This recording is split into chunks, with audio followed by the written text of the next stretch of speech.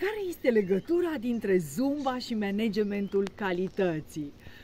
Zumba este un dans fitness și înseamnă distracție și mișcări rapide.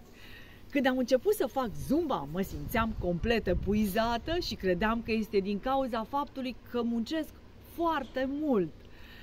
Deși între Zumba și managementul calității aparent nu există nicio legătură, o să-ți spun principalele două elemente care leagă aceste două lucruri. În Zumba, ceea ce pune totul în mișcare este muzica, este cea care adună oamenii împreună și îi face să execute mișcările de dans cu atât de multă voie bună și să se distreze la maxim. Și totul pare foarte simplu grație acestei muzici.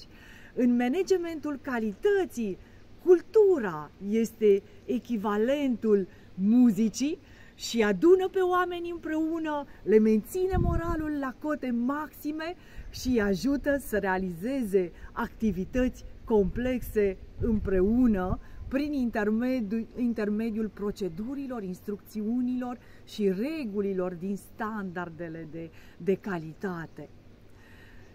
Un alt element care le leagă este următorul.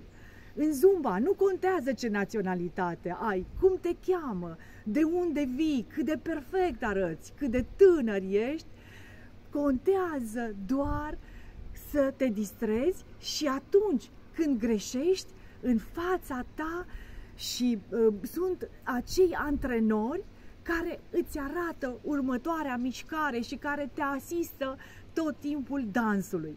În managementul calității, echivalentul antrenorilor sunt liderii care trebuie să fie mereu în teren, alături de oameni și în momentul în care nu mai știu o anumită procedură, o anumită instrucțiune și nu înțeleg cum să aplice principiile din managementul calității, trebuie să fie acolo și să-i ajute și să-i încurajeze și să le zâmbească de câte ori greșesc, pentru că numai așa putem să menținem moralul oamenilor la cote maxime. Așa că ai curaj, fii diferit și fă managementul calității cu bună dispoziție, încurajează-i pe toți și mai ales fii în teren ca oamenii să nu piardă ritmul. Este posibil! Mult succes!